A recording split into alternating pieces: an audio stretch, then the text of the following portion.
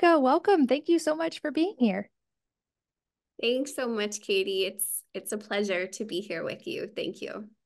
I'm really excited for our conversation today because longtime listeners have probably heard me talk, at least in passing, about my own healing and recovery from trauma and how the somatic aspect of that ended up being very important to me and actually even addressing nervous system health in general.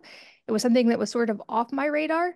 And I was doing all the supplements and all the things and working with all the doctors. And it wasn't until I addressed those things that all that stuff actually worked.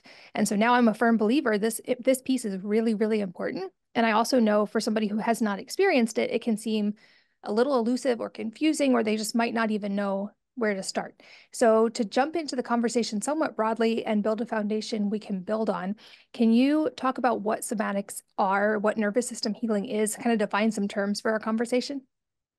Yes, I'd love to. So, if we start with somatics and we break down just that word, the root word of somatics is soma, which means body. It also means moon, which I think is pretty radical.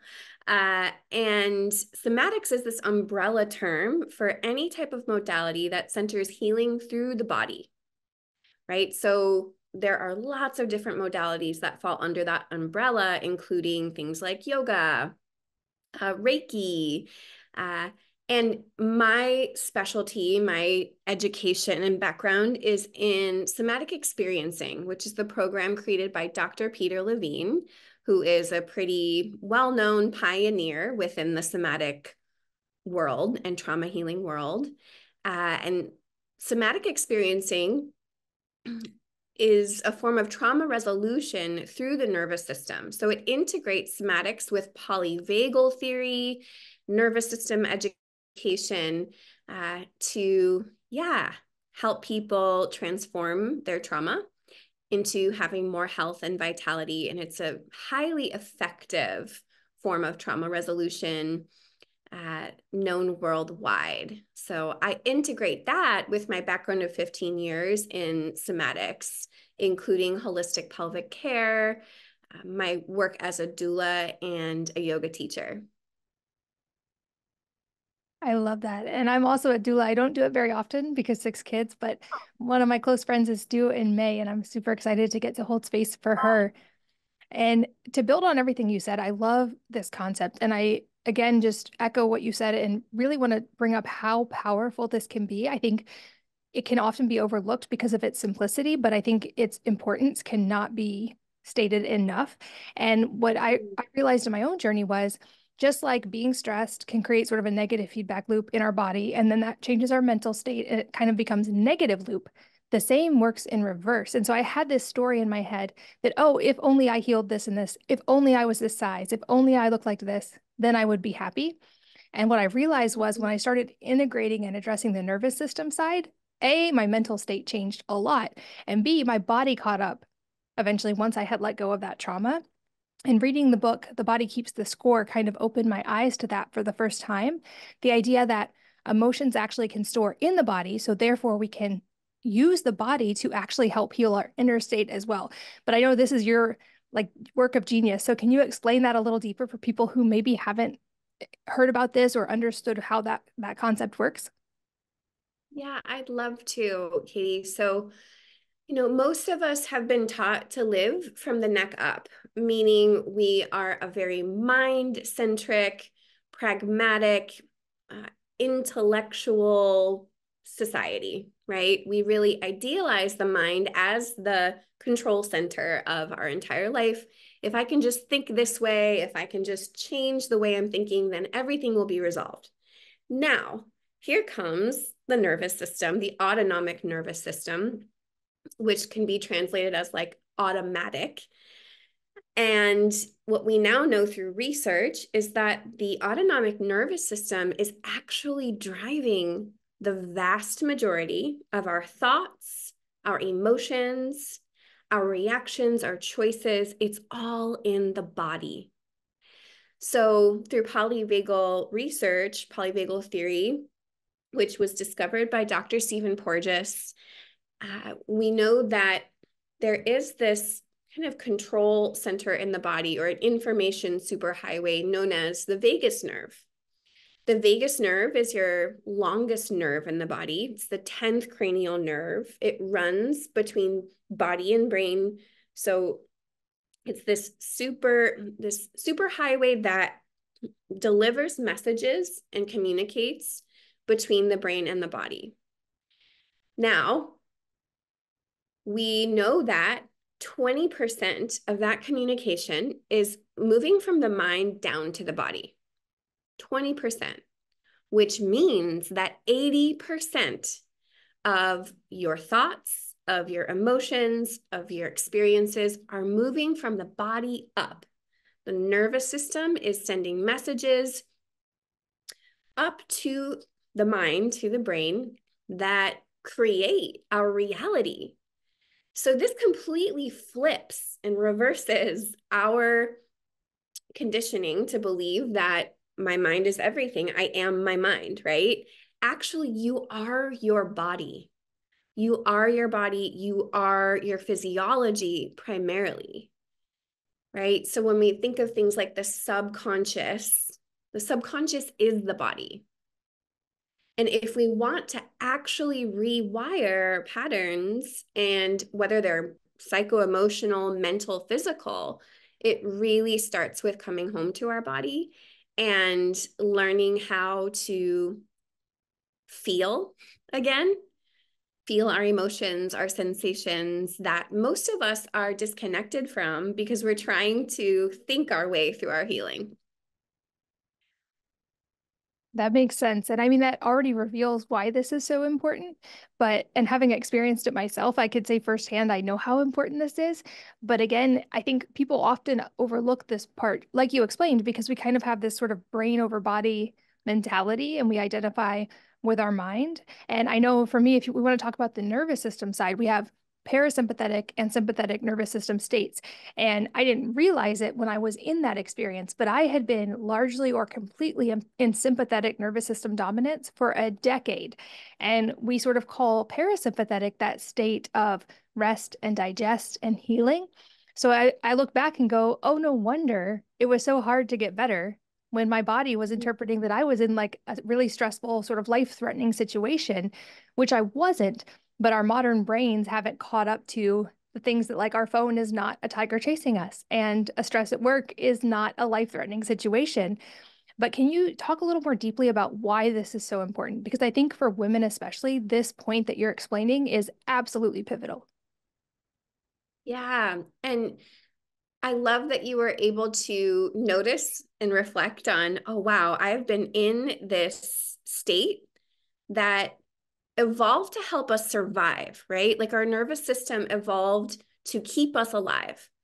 That is its job. It's a protection system and it's highly adaptive. This is why we're able to move through chronic stress or really scary events and still be able to function.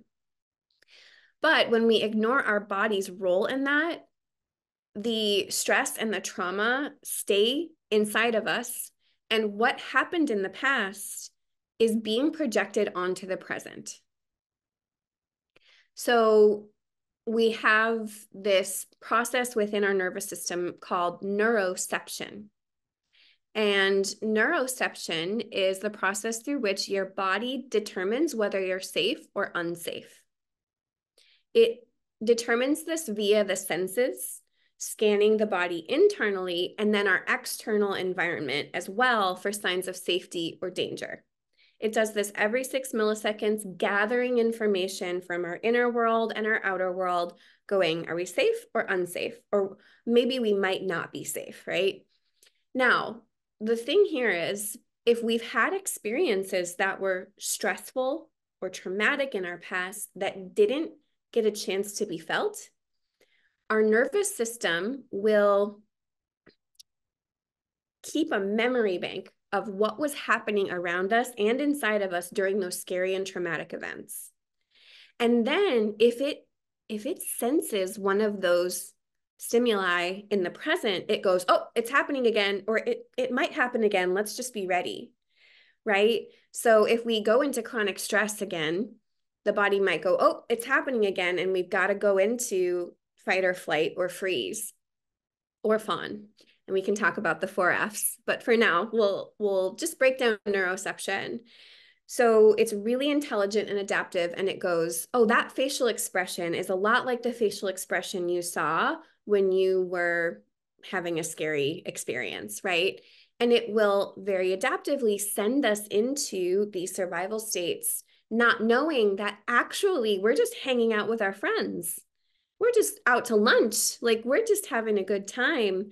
But our body doesn't know that. So it tries to protect us. And that's where we feel like we're having maybe a disproportionate reaction to what's currently in our lived experience. So we may feel suddenly like we have a lot of anxiety or urgency in everything we do.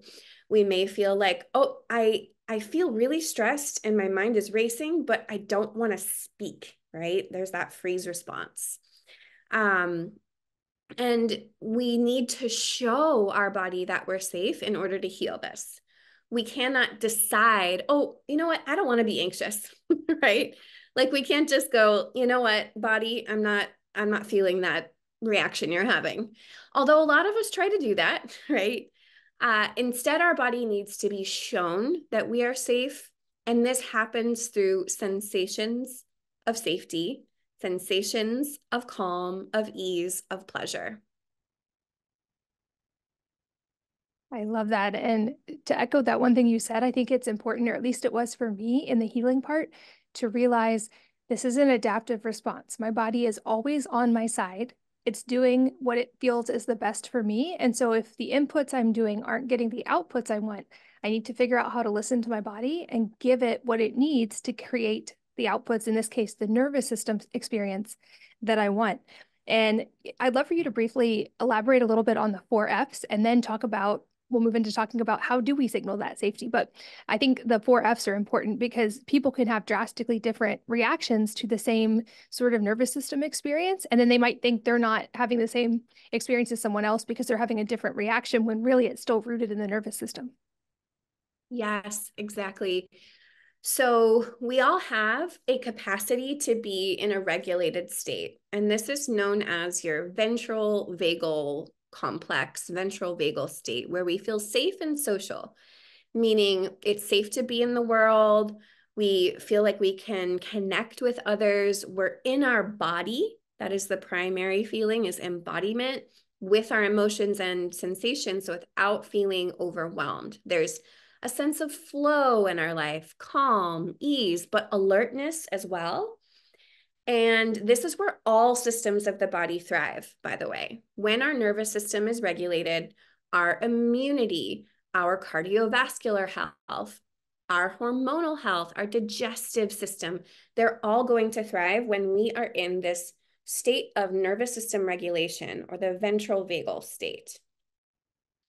Now, when our body neurocepts that we might not be safe or that we're unsafe, again, this can be because of our past and things that haven't been resolved through the nervous system, it determines the best survival state to send us into based on our past and what worked in the past, right?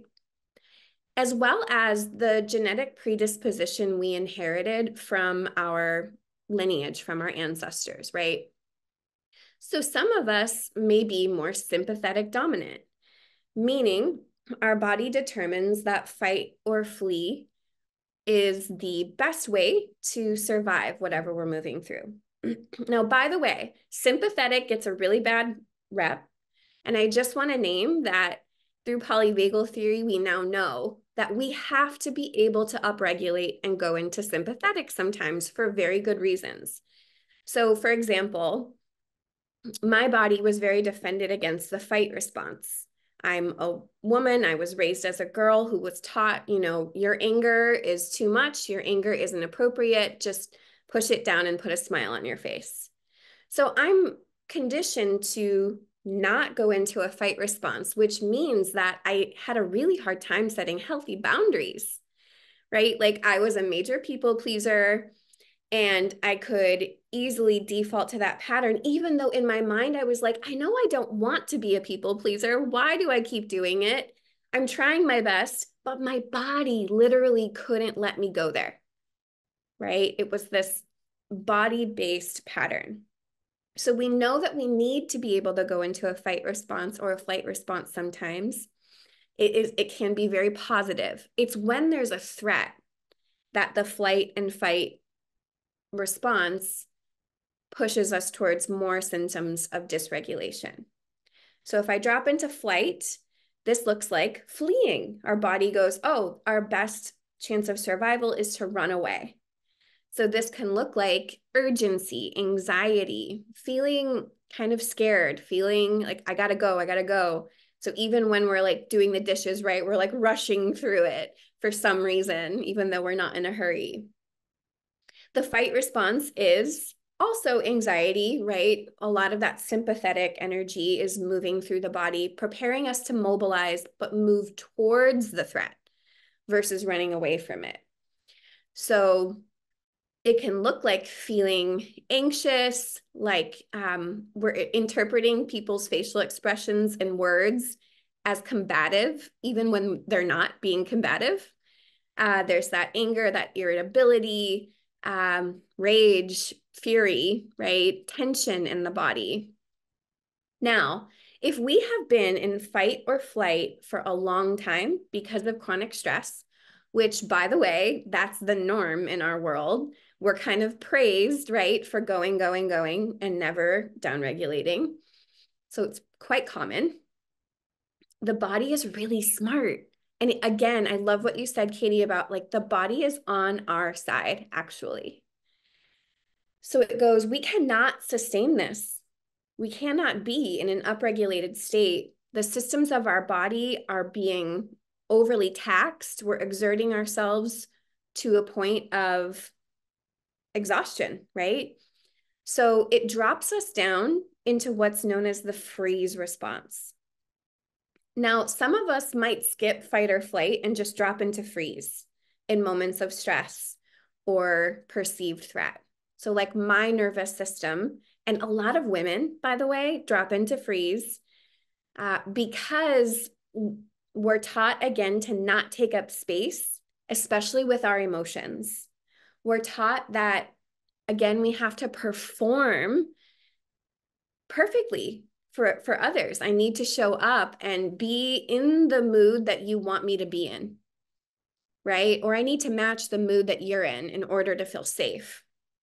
And so we might be denied this experience of mobilization and instead go into freeze, which is the body is in a state of tonic immobility. It is full of sympathetic energy. So there's still those racing thoughts, anxiety, worry, overwhelm. But my body, all systems of my body are slowing down. So it's hard to move. It's hard to feel safe taking up space. My voice, it's hard to use my voice because this is the body's intelligent way of, let's say like you're a mouse being chased by a cat. The mouse probably can't fight the cat. It can't flee. So, okay, well, I'm going to be still and hope the cat doesn't see me. Or if the cat sees me, I'm going to play dead and hopefully it'll get bored of me and not try to eat me.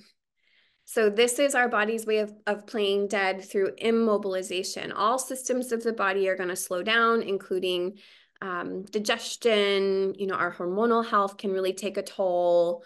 And our immunity as well. So there's freeze, right? And then our body can also drop into what's known as the fawn response, which I think doesn't get talked about as much.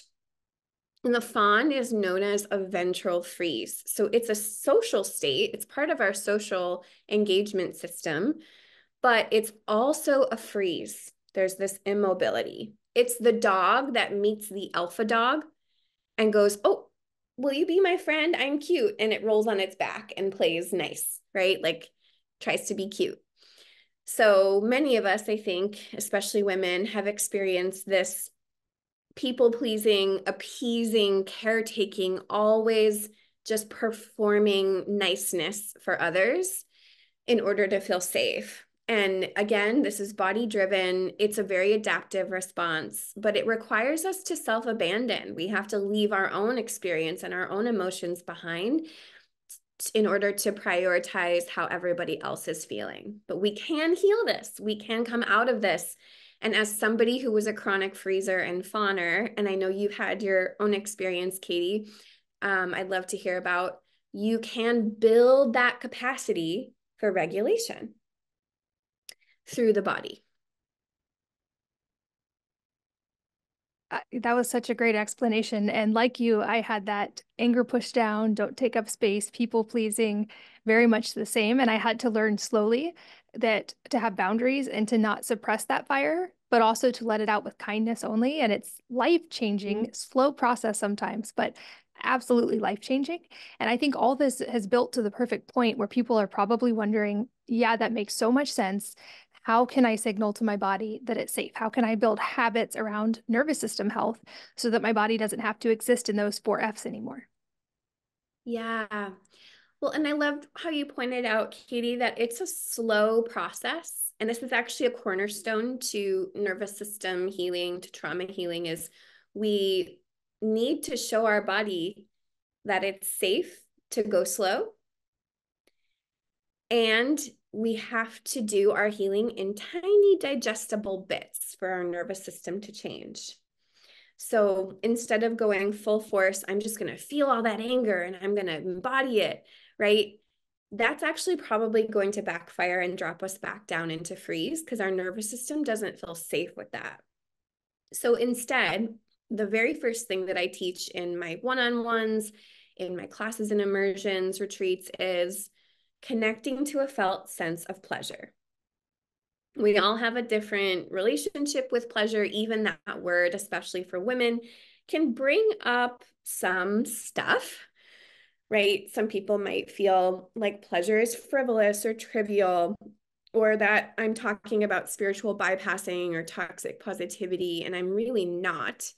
This is a sensation in your body. It's a physiological experience. And without it, our nervous system can't register safety. So, for example, I know that when I look outside at the trees in front of my house, they are a strong somatic resource, or what Deb Dana calls a glimmer for me. I can look at the trees and I feel a softening from my forehead down through my heart space. And that is an example of a sensation of pleasure. This little moment of pleasure has a huge impact on my nervous system, especially when I'm practicing consistently. This is how we show our nervous system that actually we are safe. Actually, the bear isn't chasing me, right? I can downregulate. It's a micro downregulation in the body. And if I stay with it and breathe into it, it expands. So that's like this first step is like, let's just build capacity for safety in the nervous system through a felt sense of pleasure. And there's lots of different practices that can help us with that if our body has become overly familiar with being in a dysregulated state. Yeah, I think, again, that cannot be overstated how important that is and how those little shifts over time when they compound can make a really big difference. So for me, I found that one of my signals of safety and pleasure was to get morning sunshine as soon as possible after I woke up. And that as I made that a habit, it became like a little like bliss filter in my brain and I would feel so much more energetic, but also just had this kind of like mental calm that would come over me. And bonus of that is it also helps your sleep at night. When you get outside light, doesn't have to be bright, it can be a cloudy day, but getting that outside light early makes such a huge difference. And I know I tried all kinds of modalities. I tried tapping, I tried laying with my legs up on a wall at night to signal a calm state. I tried getting more hugs and contact with people I love. Makes a huge difference and it's free. I know you go deep in the online world on a lot of these modalities and how to use them, but any other places you would give people as starting points? And then I'll also make sure to link to your work online so people can find it and learn more in depth from you. Yeah, thanks, Katie. I think paying attention to those micro moments that you were talking about of natural resources that bring you a sense of safety and calm and ease. So it doesn't have to be this like, oh, I have to do my yoga practice in order to feel better, although I love yoga. Or I have to do this grand gesture um, of healing in order to feel better, right? Instead, what are the things that are already present in your life that you can look at, listen to, touch, taste, smell, that you know are a resource that shows your nervous system you're safe?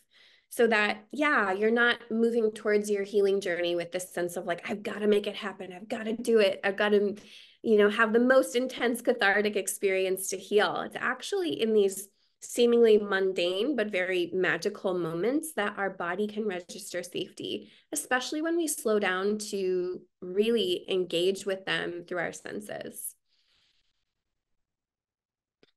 I love that. And where can people find you online? For people listening, we're going to do a second episode that really goes deep on the nervous system and sort of using it to create the life that you want. But for now, for this conversation, where can people keep learning from you?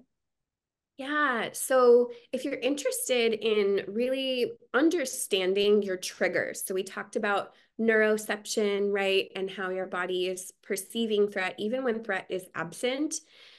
This is often what's called a trigger. And trigger is this really trendy word this around, healing. And I find that people have this misconception about triggers, a lot of misconceptions. So I created a free resource. If you go to thetruthabouttriggers.com, you can listen to my free pop-up podcast that teaches you all about triggers, how to heal them where they actually exist, which is in your nervous system. And it is specifically designed to help women. So yeah, truthabouttriggers.com is where you can find that. And I'm also Waking Womb on Instagram and on my website.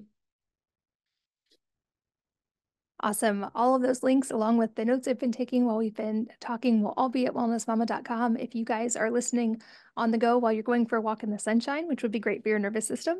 But definitely follow Veronica and keep learning. I know I've learned a lot from you already, and I think this topic, like I said in the beginning, is so important. So thank you so much for your time and for sharing today. Thank you, Katie.